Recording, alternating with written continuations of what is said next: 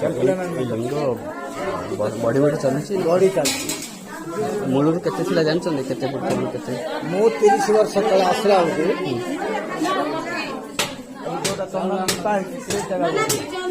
पूरा केते चंदन हां कथा माने एटा रामचंद्रंकर वनवास समय भगवान को भेटी थिले एटा होची पाताल गंगा एठी आपण सकाळू संध्या पर्यंत रहउछन्ती केतराल जाउछन एठो किछि श्वास रोध टाइप रो किछि जणा पडुची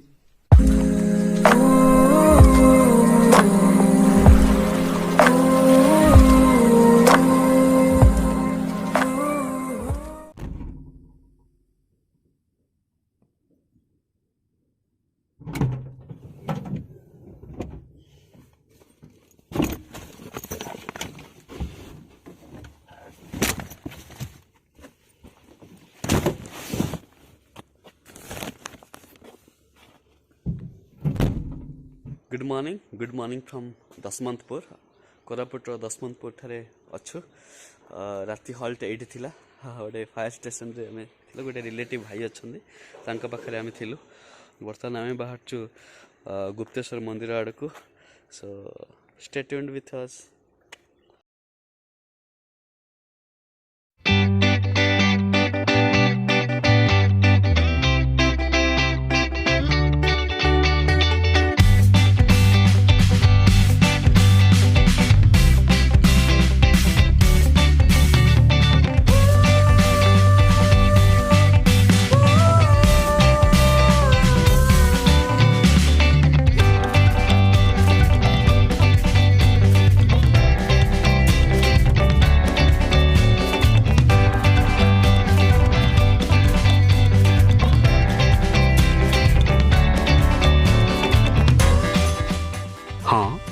भगवान प्रकृतिर समस्त सुंदरता को ए कोरापुट माटी रे अजाड़ी देइछन्ते।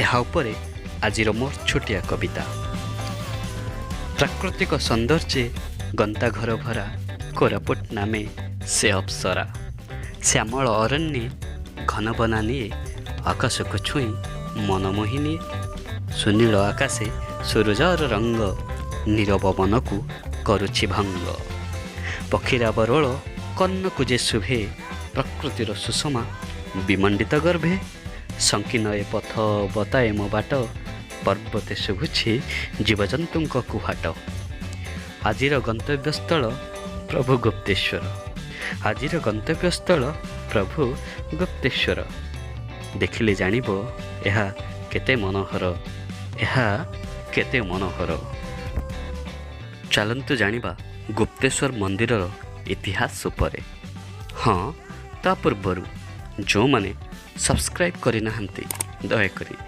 सब्सक्राइब करंतु तळे थिबा नाली स्विच को क्लिक करी बेल आइकन को मध्य क्लिक करंतु लाइक करंतु शेयर भी करंतु 1665 मसीहार कथा सेतेबेले कोरापुटर ए घंच जंगल रे जणे एक आखिया शिकारी हरिण शिकार करुथिले थरे से शिकार करू करू गोटे हरिण को शरबिद्ध कले निजर प्राण बंचाइबा को जाई हरिण जनक दौड़ी दौड़ी एही गुंफा भीतर को प्रवेश कला शिकारीटी खोजी खोजी ए गुंफा भितर पहुँचला देखिला हरिण पड़िथिबा स्थान रे गोटे विराटकाय शिवलिंग अछि से समय रे महादेव शिव प्रत्यक्ष शिकारी को दर्शन देले और हरिण को छाड़िबा पाई मना कले भगवान शिव हरिण बदल रे जहा दरकार ताहा शिकारी को देबे बोली कही प्रतिश्रुति देले शिकारी जनक हरिण को छाड़ीदेला भगवान शिव शिकारी आखिटी को भल करदेले एवं हरिणर सेवा शुश्रूषा करी बंचाई देले शिकारी घर को फेरिला बेले भगवान शिव निजर अवस्थिति सूचना बाहर न कहवा पाई कहिले जदि तू कहबू ताहले तोर मृत्यु हेब बोली ताकू जणाइदेले शिकारी जनक तार शर्त को भंग करी महाराजा विक्रम देव को सबु कथा जणाइदेला और तापरे तार मृत्यु घटिला शिकारी मृत्यु पर राजा निज सैन्य सामंत को धरी 2 दिन अध्याय पढ़िबा परे से गुंफा को ପାଇଲେ ଓ ଶିବଲିଙ୍ଗ ଦର୍ଶନ କଲେ। ରାସ୍ତାଘାଟ ତିଆରି କରି ମନ୍ଦିରର ନାମ ରଖିଲେ ଗୁପ୍ତେଶ୍ୱର, ଯାହା ଓଡ଼ିଶାର ପ୍ରସିଦ୍ଧ ମନ୍ଦିର ଭିତରୁ ଅନ୍ୟତମ। ସଦ୍ୟ ଉଦାହରଣ ହେଲା କାର୍ତ୍ତିକ ମାସ ଓ ଶ୍ରାବଣ ମାସରେ ଲକ୍ଷାଧିକ ଶ୍ରଦ୍ଧାଳୁଙ୍କ ଜନସମାଗମ। କିଏ କରନ୍ତି? ଟେମ୍ପଲ ଏମାଇନମେଣ୍ଟ ଲୋକାଲ ଲୋକ ନା ନାଇଁ ଲୋକାଲ ଏମାଇନମେଣ୍ଟ ଲିଙ୍ଗ ବଢି ବଢି ଚାଲିଛି। ବଢି ଚାଲିଛି। ମୂଳରୁ କେତେ ଥିଲା ଜାଣିଛନ୍ତି? କେତେ ଫୁଟ କେତେ? ମୁଁ 30 ବର୍ଷ ତଳେ ଆସିଲା ବେଳକୁ ଯୋଉଟା ଚନ୍ଦନ ଲିପା ହେଇଛି ସେଇ ଜାଗା କୋଉଟା କେତେ?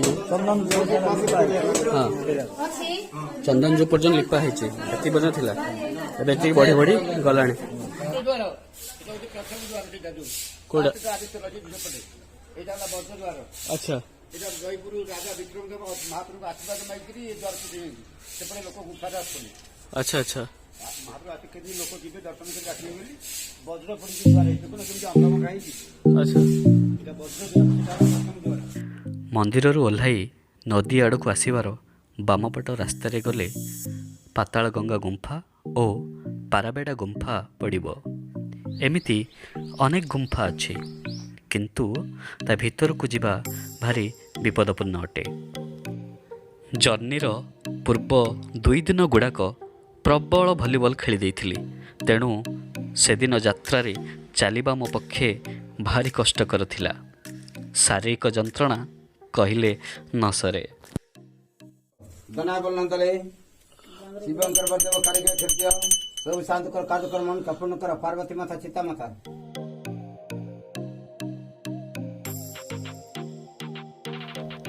ହଁ, ଯଦି କେବେ ଏ ପାରାବେଡ଼ା ଗୁମ୍ଫା ବୁଲିବାକୁ ଆସୁଛନ୍ତି ତେବେ ଜମାରୁ ରିସ୍କ ନିଅନ୍ତୁନି। ଅକ୍ସିଜେନ ଅଭାବ ହେବାର ସମ୍ଭାବନା ଖୁବ୍ ଅଧିକା। ଯଦି ଏ ଗୁମ୍ଫା ମଧ୍ୟକୁ ଯାଆନ୍ତି ତେବେ ଗାଇଡ଼ ନେଇକି ଯାଆନ୍ତୁ। ଗାଇଡ଼ ଜଣ ଜଣ ପିଛା 20 ଟଙ୍କା ନିଅନ୍ତି। ମୋ ସହ ସେଦିନ 4 ଜଣ ଫାୟାରମ୍ୟାନ୍ ସର୍ଭିସ ହୋଲ୍ଡର ଥିଲେ ଓ ଜଣେ ଗାଇଡ଼ ଥିଲା। ତାଙ୍କର ଗାଇଡ଼ରେ ମୋତେ ଯିବାକୁ ପଡ଼ିଥିଲା।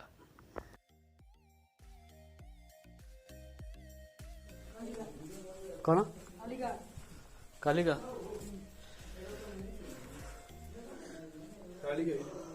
କାଲିକା ହଉ, ଆମେ ଆସୁଛୁ। ଏମିତି ଓ ମାଇ ଗଡ୍।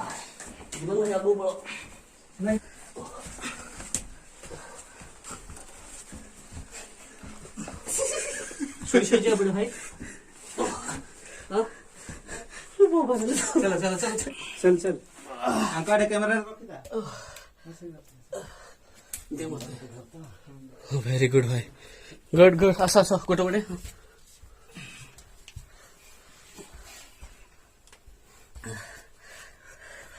ଭାଇ ଦେଖି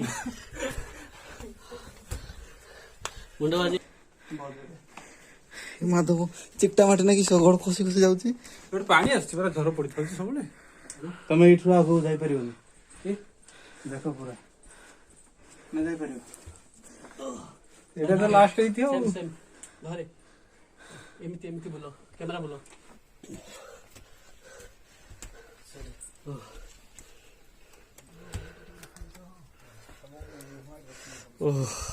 ଏତେ ଲୋକ ଗୁମ୍ଫାରେ ଅଛନ୍ତି।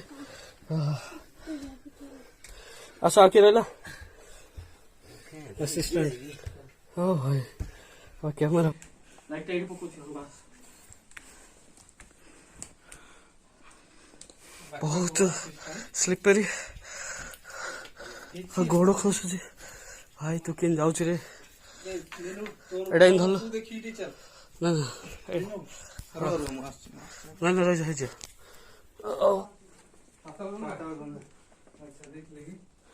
देखिए गोड़ आगे पता लगना है, देखते चलिए। बहुत ही गीला है ये।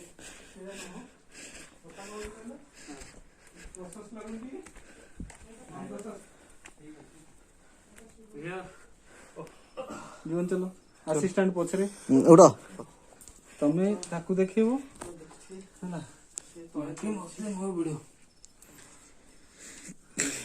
ପାଖେ ପାଖେ हो असिस्टेंट ये बोपालो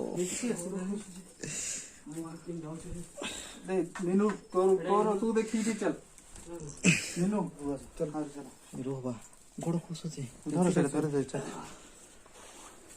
मु का धरी जी चलो डर है नहीं चलो देखी देखी ना हाथ पूरा झाड़ा स्टेप बाय स्टेप धरी धर चलो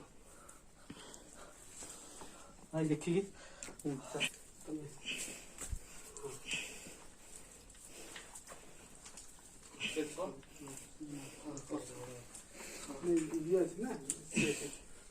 ए असला मन धक्का दबोनी देखी आगु चल एडी सेडी लास्ट की ना और आगु अछि लास्ट लेनु हां पूरा तो जीवु ना नहीं जीवन जानी मु जाई गसी चल की जानी ए सेडा पाताळ रूम चल से दूर दूर देखी की ये कर दे एडा पाताळ रूम କିଏ ଅଛନ୍ତି ଗୋଟେ ଆଚ୍ଛା ଆଚ୍ଛା ଅଛନ୍ତି ଏଠି ଗୋଡ଼ ଚଢିପାରିବନି ଚଢ଼ି ନା ଷ୍ଟ୍ରଗଲ କରୁଛୁ କରିଆନି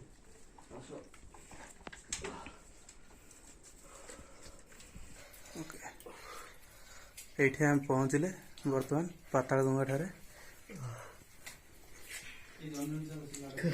ଦେଖନ୍ତୁ ପାତାଳ ଗଙ୍ଗା ଏଇଠି ଏଠି କ'ଣ ପାତାଳ ଗଙ୍ଗା ଏଇଟା ଜୁମ୍ କରୁଛ କି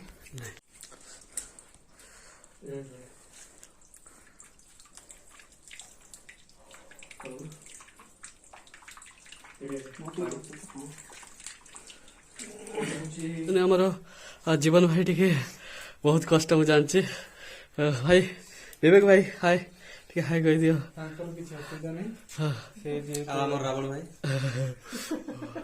ଆଉ ଇଏ ହେଉଛନ୍ତି ଆମ ପୂଜାରୀ ଆଉ ଇଏ ଆମକୁ ଏ ପିଲାଟା ଗାଇଡ୍ କରୁଥିଲା ହାଇ ଟିକେ କହିଦିଅ ଭାଇ ଟିକେ ହସିଦେ କି ହସ ଏଠି କେତେ ଫୁଟ ପର୍ଯ୍ୟନ୍ତ ପାଣି ଅଛି ତ ଟିକେ ଏଠି ଆପଣ ସକାଳୁ ସନ୍ଧ୍ୟା ପର୍ଯ୍ୟନ୍ତ ରହୁଛନ୍ତି କେତେବେଳେ ଯାଉଛନ୍ତି ଏଇଠୁ 5ଟା କିଛି ଶ୍ୱାସରୋଧ ଟାଇପ ର କିଛି ଜଣା ପଡୁଛି ଜଣା ପଡୁଛି କେମିତି କଣ କରୁଛନ୍ତି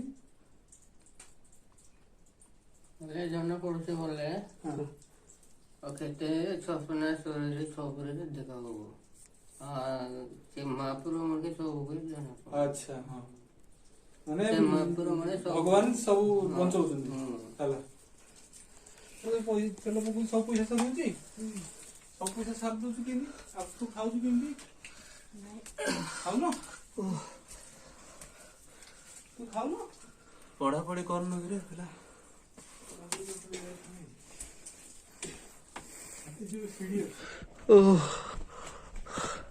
ଓହୋ ଫାଇନାଲି ଆମେ ପଳେଇ ଆସିଛୁ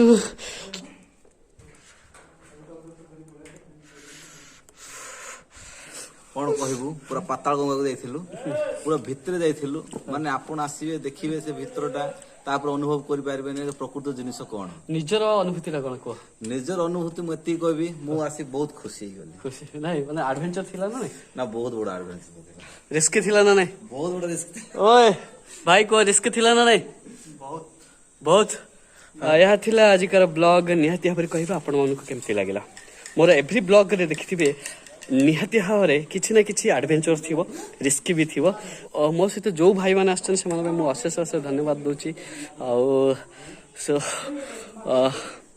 ଦୟାକରି ଲାଇକ୍ କରନ୍ତୁ ଆଉ ଏଥିପାଇଁ ବୋଲି ଏଇ ଯୋଉ ଆମେ ରିସ୍କଟା ଉଠେଇଲେ ଟିକେ ସବସ୍କ୍ରାଇବ୍ କରନ୍ତୁ ସେୟାର ବି କରନ୍ତୁ ରହିଲି ବାଏ ବାଏ बाटनी पुटर घाटी सब दिने जाई चौक तेरे सी बाटनी पुटर घाटी ताके